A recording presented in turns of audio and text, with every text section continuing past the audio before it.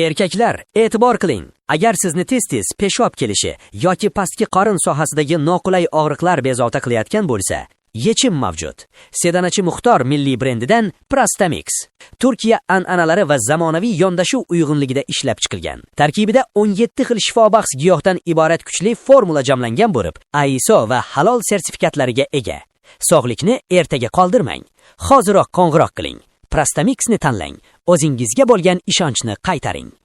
Qizil chiziq bosildi. Endi kecha kunduz zarba bo'ladi. Eron urushning yangi bosqichini e'lon qildi.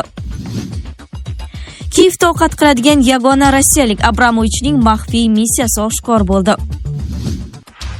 Qarorni men qabul qilaman. Tramp Eron taqdiriga oid eng keskin bayonot bilan chiqdi. Orqaga qaytmang. Tayvan va Xitoy kemalari dengizda yuzma-yuz keldi. 2030-yilgacha tayyor bo'ling. Starmer Rossiya haqidagi eng xavotirli ogohlantirishni berdi. Biz sizning manfaatlaringiz uchun o'lmaymiz. Livan prezidenti Eronga ochiq qarshi chiqdi. Qizil chiziq bosildi. Endi kecha kunduz zarba bo'ladi. Eron urushning yangi bosqichini e'lon qildi.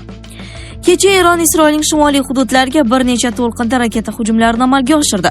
Isroil mudofaa armiyasining ma'lum qilishicha, Eron tomonidan uchirilgan barcha raketalar havo hujumidan mudofaa tizimlari tomonidan yo'q qilingan.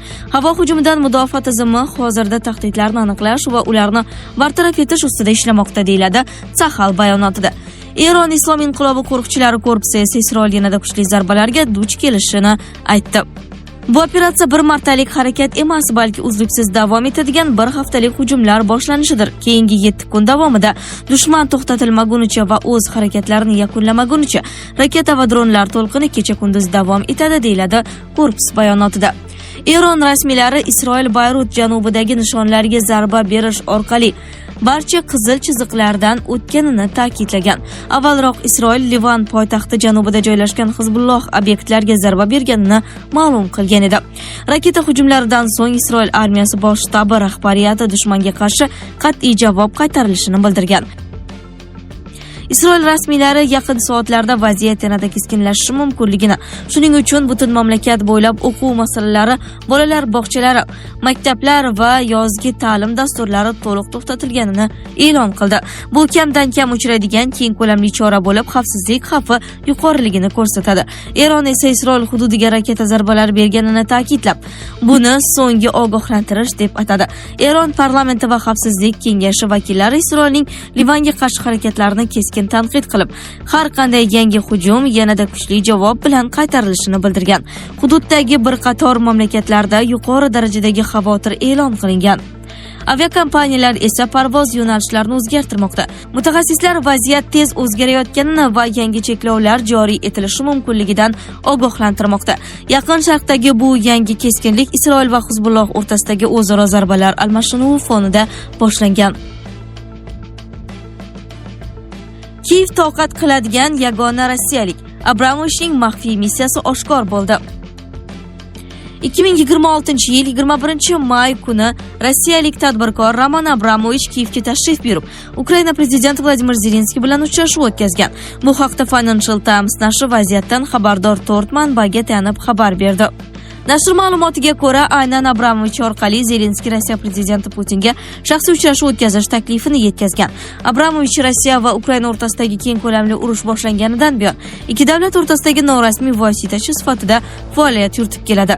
Nashr 2022-yilda tadbirkorni Putinning ishonchli vakili deb atagan edi. O'sha paytda Zelenskiy AQShdan Abramovichga qarshi sanksiyalar joriy etishni kechiktirishni ham so'ragan.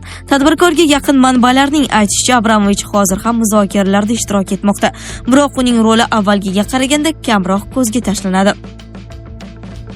U kerak, chunki u Kiyevda ovqat qila oladigan yagona rossiyalik. U hamma bilan til topisha oladi, dedi FT suhbatdoshlaridan biri. Nashr bilan suhbatlashgan 2 nafar yuqori martabali ukrainalik amaldorning aytishicha, Zelenskiyning may oyida Abramovich orqali Putinga yuborgan taklifi 4-iyun kuni e'lon qilingan ochiq maktub mazmuniga yaqin bo'lgan. Unda o't ochishni to'xtatish, ikki davlat rahbarlarining shaxsiy uchrashuvi va tinchlik shartlarini muhokama qilish taklif etilgan. Biroq may oyidagi murojaatning oxirgi keyinchalik e'lon qilingan ochiq maktubga qaraganda yumshoqroq bo'lgan. Ukraina prezidenti ofisi ushbu ma'lumotlar yuzasidan izoh berishdan bosh tortdi. Kreml va Abramovich vakillari ham FT so'rovlariga javob bermagan. Qarorni men qabul qilaman. Tramp Eron taqdiriga oid eng keskin bayonot bilan chiqdi.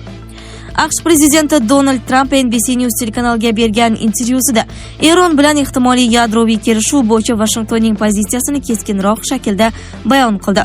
U AQSh Eronning yuqori darajada boyitilgan uran zaxiralarini kelishuv bo'lsa ham bo'lmasa ham nazorat ostiga olishi va yo'q qilishini ma'lum qilgan.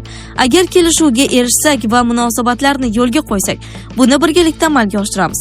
Uranni olib tashlaymiz va uni joyida yoki tashqarida yo'q qilamiz va biz u yerga ular bilan yoki ularsiz boramiz degan Tramp. Shuningdek, kelishuv bo'lmagan taqdirda AQSh Eronga nisbatan juda qattiq harbiy zarba berishga tayyorligini aytgan. Tramp Eronning amaldagi rahbariyati avvalgisiga qaraganda oqilona va juda aqlli ekanini aytgan hamda oliy rahbar Xamenei ehtimoliy kelishuvni tasdiqlash jarayonida ishtirok etayotganini bildirgan. U yangi rahbar bilan to'g'ridan-to'g'ri muloqot qilishga tayyorligini ham qo'shimcha qilgan. Yoshroq, menimcha oqilonaroq. U yaralangan, jiddiy yaralangan. Shunday bo'lsa ham AQSh bilan ishlar qanday ketayotganini so'rayapti. Bunda ma'lum jasorat bor deya ta'kidlagan Tramp. Tramp Eron bilan kelishuvga juda yaqin qolganini aytgan, biroq Washington endi faqat yadroviy qurol ishlab chiqarmaslik, balki yadroviy qurolni sotib olmaslik, boyitilgan uranni topshirish va Hormuz bo'g'ozi bo'yicha qo'shimcha majburiyatlarni talab qilmoqda. Tehron esa muzlatilgan aktivlarni yechish va ayrim qat'iy talablarning yumshatilishini kelishuv uchun muhim shart deb hisoblamoqda. Orqaga qaytmang. Tayvan va Xitoy kemalari dengizda yuzma-yuz keldi. Tayvan sohil qo'riqlash xizmati mamlakat janubidagi cheklangan suv hududiga kirgan Xitoyning 4 ta davlat kemasi hududidan chiqarib yuborilganini ma'lum qildi deya xabar bermoqda Reuters. Ma'lum qilinishicha, hodisa Tayvan va Xitoy o'rtasidagi dengizdagi keskinlik fonida yuz berdi. Tayvan rasmiylariga ko'ra, 3 ta sohil qo'riqlash kemasi ham bo'lgan 4 ta Xitoy kemasi yakshanba kuni orolning janubiy qismidan janubi-g'arbda joylashgan cheklangan suv hududiga kirgan. Bunga javoban Tayvan 7 ta sohil qo'riqlash kemasini yuborib, Xitoy kemalarini hududni tark etishga chaqirgan. Natijada kun oxiriga borib barcha kemalar hududdan chiqib ketgan. Voqea Yaponiya va Filippinning dengiz chegaralarini belgilash bo'yicha rasmiy muzokaralarni boshlash rejalari ortidan yuz berdi. Pekin bu jarayon Tayvan atrofidagi suv hududlariga ham taalluqli ekanini bildirib, norozilik bildirgan. Xitoy davlat ovlari avvalroq Tayvanning sharqiy qismidagi suv hududlarida maxsus dengiz huquqini muhofaza qilish operatsiyasi o'tkazish uchun kemalar yuborilganini xabar qilgan edi. 2030-yilgacha tayyor bo'ling. Starmer Rossiya haqidagi xavotirli ogohlantirishni berdi. Buyuk Britaniya bosh vaziri Starmer Rossiya 2030-yilga borib NATOga hujum qilishi mumkinligi haqida ogohlantirdi. Bu haqda u The Guardian nashriga bergan intervyusida so'z ochdi. Starmer Britaniya razvedkasi xulosasiga tayangan holda mavjud baholashlarga ko'ra Rossiyaning NATOga ehtimoliy hujumi 2030-yil atrofida sodir bo'lishi mumkinligini bildirdi. Bizning razvedka ma'lumotlarimiz va NATOga a'zo boshqa davlatlarning baholariga ko'ra Rossiyaning NATOga hujumi 2030-yilda sodir bo'lishi mumkin. Shuning uchun bu masala biz uchun qanchalik dolzarb va ustuvor ekanini ko'rib turibsiz degan Starmer. Bosh vazirning so'zlariga ko'ra, hukumat tomonidan ishlab chiqilayotgan mudofaa investitsiyalari rejasi mamlakatni himoya qilish uchun zarur bo'lgan kelajak imkoniyatlariga qaratilgan.